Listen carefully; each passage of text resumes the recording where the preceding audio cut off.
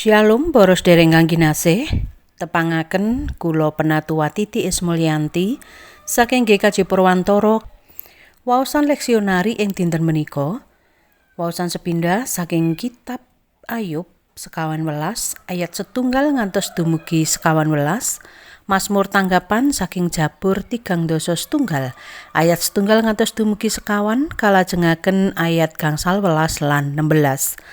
Waosan kaping kalih saking 1 Petrus 1 ayat 1 ngantos dumugi gangsal lan waosan Injil saking Injil Matius 17 ayat 57 ngantos dumugi 26. Kanthi jejerenungan ringkih.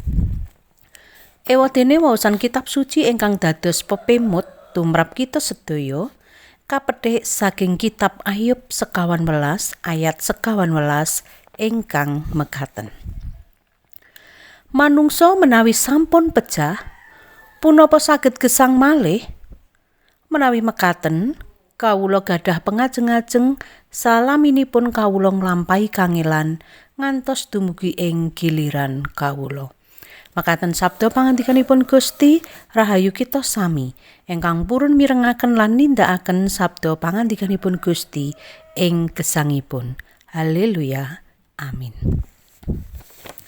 Para sedherek kang kinasih ing Gusti Yesus Kristus, ing film-film ingkang temanipun tiyang ingkang nggadhahi kegiatan super, satunggaling kegiatan ingkang asring dipun ketingalaken inggih menika kegiatan kangge mulihaken diri kanthi cepet. Contonipun, satunggaling pahlawan super ingkang dawah saking gedung tingkat ingkang inggil sanget, ananging awit piyambakipun saged mulihaken diri kanthi cepet, mila balung-balung ingkang risak utawi perangan badan ingkang tatu enggal saged pulih lajeng siap tanding malih nglawan mengsahipun.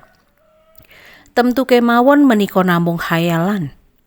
Sejatosipun menika nggambaraken pepinginanipun manungsa lan nedahaken kasunyatan bilih kawontenanipun manungsa menika ringkih.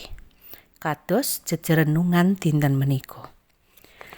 Ayub ugi mratelakaken bab menika. Piyambakipun malah mbandhingaken manungsa kaliyan wit. Nyatanipun wit taksih langkung kiyat tinimbang kita. Wit ingkang sampun dipun tegur taksih saged tuwuh malih trubusanipun. Lan wonten ugi wit ingkang umuripun atusan taun.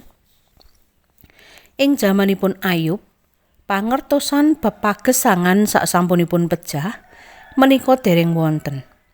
Sinaosa mekaten, Ayub ing mriki ing saktengahipun pangertosan ingkang winates nedahaken pengajeng-ajeng bab pepanggihan antawisipun Ayub kaliyan Gusti Allah saksampunipun piyambakipun pejah.